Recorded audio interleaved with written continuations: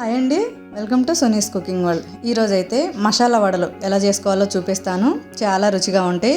మనం ఈవినింగ్ టైంలో స్నాక్స్గా తినొచ్చు. టేస్ట్ అయితే చాలా బాగుండిద్దండి. ఇది ఎలా చేసుకోవాలో చూద్దాం. దీనికోసం ఒక 1/2 కిలో పచ్చిశనగపప్పు అయితే 4-5 గంటల పాటు నానబెట్టుకోవాలి. చూసారా, ఇలా నలిపితే నలిగిపోతాయి. అలా 4 గంటలకు తగ్గకుండా నానబెట్టుకోవాలి. మళ్ళీ శుభ్రంగా 2-3 సార్లు కడిగేసుకొని ఒక గుప్పెడు పచ్చిశనగపప్పు అయితే పక్కన పెట్టేసుకొని మిగతావైతే మిక్సీ పట్టుకుందాము. నీళ్ళు ఏమీ లేకుండా ఒక మిక్సీ జార్లో ఈ పప్పులన్నీ వేసేసుకోవాలి. మనకి రోలు ఉంటే రోట్లో దంచుకొని చేసుకుంటే వడలు అనేవి ఇంకా బాగుంటాయి. రోలు అందుబాటులో లేనప్పుడు మిక్సీ జార్లో వేసి చేసుకోవాలి. నీళ్ళు ఏమీ లేకుండా ఇలా పప్పు అన్నీ వేసుకొని ఒక 4-5 పచ్చిమిర్చి అయితే వేసుకోవాలి. కారానికి సరిపడా ఇలా తుంచుకొని వేసుకోవాలి. ఇందులోనే ఒక 2 ఇంచుల అల్లాన్ని శుభ్రంగా కడిగి కట్ చేసి వేసేసుకోవాలి. 3 లేదా 4 వెల్లుల్లి రెమ్మలు కూడా వేసేసుకొని పల్స్ ఇచ్చుకుంటూ వాటర్ ఏమీ వేయకుండా ఇలా బరగ్గా మిక్సీ పట్టి అంతా ఒక బౌల్లో వేసేసుకోవాలి.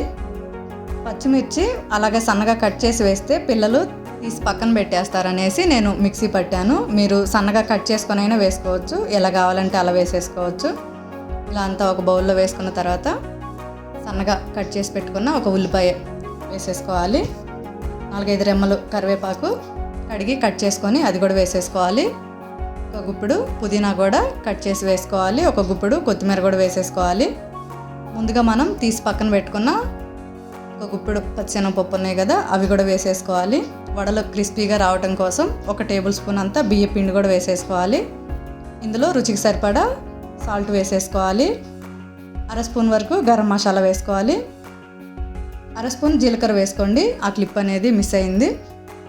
వేసేసి అంతా బాగా కలిపేసుకోవాలి. నీళ్ళు ఏమీ వేయొద్దండి, ఇందులో ఉన్న తడే సరిపోయిద్ది మనకి. కలిపేటప్పుడు గట్టిగా అనిపించిన తర్వాత అనేది కొంచెం సాఫ్ట్గా అయితే వచ్చేసిద్ది. పిండి ఇలా గట్టిగా ఉంటేనే వడలు అనేవి క్రిస్పీగా ఉంటాయి.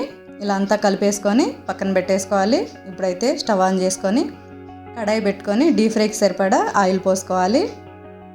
ఆయిల్ వేడయ్యేలోపు మనము వడలు అయితే రెడీ చేసుకుందాం. చెయ్యి అయితే కొంచెం తడి చేసుకొని కొంచెం పిండి తీసుకొని ఇలా ఉండలా చేసుకొని చేతి మీదే ఒత్తేసుకోవాలి. మరీ పలచగా చేసుకోవద్దు, అలాగని మరీ మందంగానూ చేసుకోవద్దు. ఇలా మీడియంగా ఉండేలాగా చేసుకొని ఇలాగే కొన్ని వడలు చేసుకొని ప్లేట్లో పెట్టేసుకోండి. లేదంటే డైరెక్ట్గా ఆయిల్లో అయినా వేసేసుకోవచ్చు.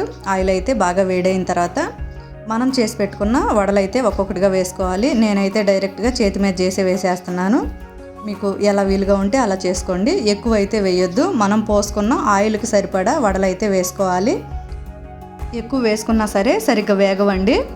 ఇలాగే వేసిన వెంటనే తిప్పకుండా 1 నిమిషం పాటు ఆగిన తర్వాత ఇలా రెండో వైపు కూడా తిప్పుకొని మధ్య మధ్యలో అటు ఇటు తిప్పుకుంటూ బాగా గోల్డెన్ కలర్ వచ్చేంత వరకు వేయించుకోవాలి. మంట అయితే మీడియం ఫ్లేమ్లో పెట్టి వేయించుకోండి.